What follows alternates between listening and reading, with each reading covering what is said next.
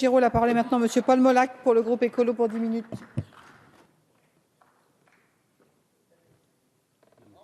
Bonjour. Donc, Madame la Présidente, Madame la Ministre, Monsieur le rapporteur, mes chers collègues, cette proposition de loi du groupe radical tend à réformer le test visant à prouver les connaissances de la langue française obligatoire pour toute personne désirant se faire naturaliser, sauf pour les personnes qui ont suivi en France une formation en langue française et visées par un diplôme. La loi actuelle ne prévoit en effet qu'une simple suppression de stage pour les personnes de langue maternelle francophone telles que définies dans le Code civil. Des assouplissements ont eu lieu depuis 2012 et nous saluons un véritable changement de cap dans le domaine de la naturalisation grâce à cette majorité gouvernementale.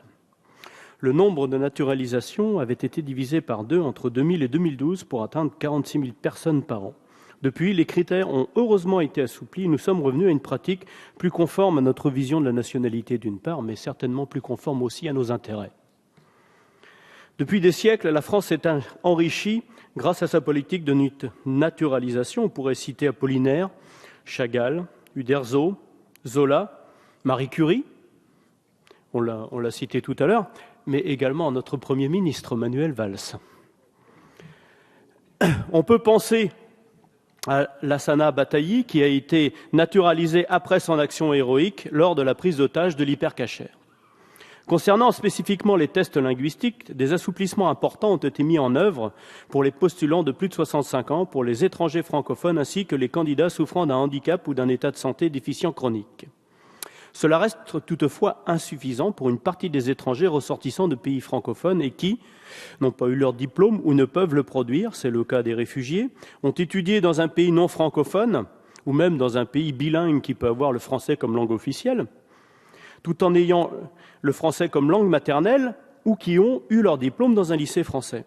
Ces étrangers francophones, bien qu'ayant une excellente connaissance de la langue française, restent, en l'état du droit, obligés de passer un test linguistique, ce qui n'a guère de sens. Cela a même été vécu comme une vexation par une connaissance, une jeune femme québécoise, donc francophone de naissance, ayant dû passer ce test quand son mari est revenu, français lui d'origine, est revenu en France. Cette proposition de loi se contente de corriger et d'assouplir les dispositions du décret de 2011, mais elle rompt dans le prolongement des mesures prises en 2013 avec la logique qui visait à restreindre l'accès à la nationalité française.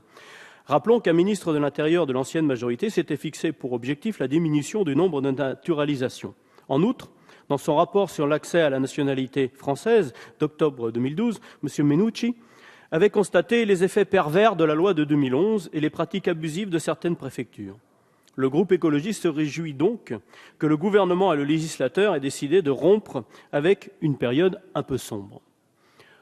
En ce qui me concerne, bilingue également, j'ai toujours pensé que la langue était aussi le reflet de ce que nous pouvions être, qu'on pouvait exprimer nos émotions et ce que nous étions dans plusieurs langages, et que le fait que la République lie bien souvent la langue française avec la citoyenneté m'a toujours paru curieux.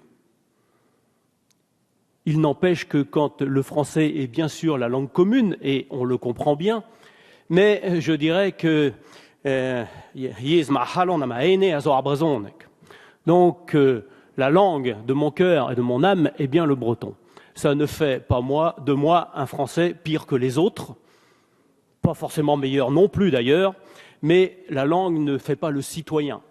Et le jour où nous aurons effectivement réussi à décaler cette erreur, cette perversion même de l'idéal républicain qui nous vient de la Révolution française, puisqu'elle nous vient de Barrère, entre autres, qui disait la contre-révolution par le bas breton, le fanatisme par le basque, la réaction par l'allemand, etc., etc. Donc, pour moi, véritable républicain, la langue ne fait pas le citoyen.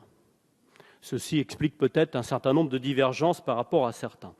J'ajouterais que l'acquisition d'une langue dès le plus jeune âge, il faut faire très attention à ça parce qu'il arrive que nos instituteurs, voulant absolument qu'effectivement les enfants parlent la langue commune, ce en quoi ils ont tout à fait raison, puisqu'évidemment la langue française est la langue commune, incite parfois les parents étrangers à parler le français directement quand ils n'en ont pas la maîtrise suffisante. Et ça pose le problème effectivement de l'acquisition du langage. parce que les enfants ne pourront acquérir le langage que si la langue est suffisamment riche.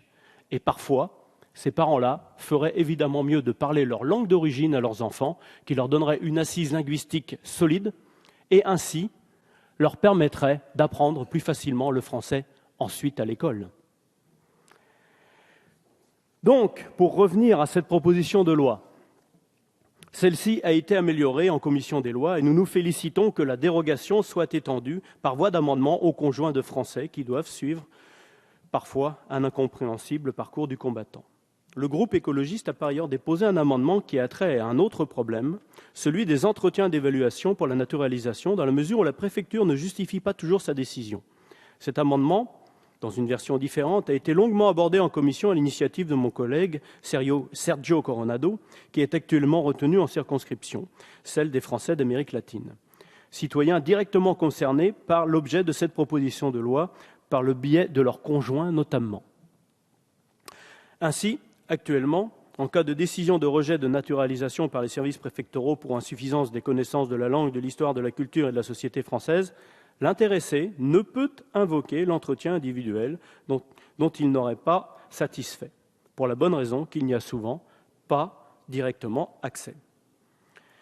Donc, le décret de 1993 prévoit pourtant un compte-rendu de l'entretien, mais ce compte-rendu n'est pas communiqué en cas de refus et les demandeurs sont obligés de faire une demande à la CADA, ce qui peut être une demande lourde, parfois incompatible avec les délais de recours. La loi du 11 juillet 1979 relative à la motivation des actes administratifs et à l'amélioration des relations entre l'administration et le public prévoit pourtant que, je cite, « les personnes physiques ou morales ont le droit d'être informées sans délai des motifs de décision administrative individuelle défavorable qui les concernent ». Cet amendement vise à ce qu'en cas de rejet sur le fondement d'un défaut d'assimilation, le compte-rendu soit joint à la décision et envoyé aux intéressés. Cela leur permettrait de mieux comprendre les motifs de refus et de lever une difficulté réelle qui se pose pour ces demandeurs.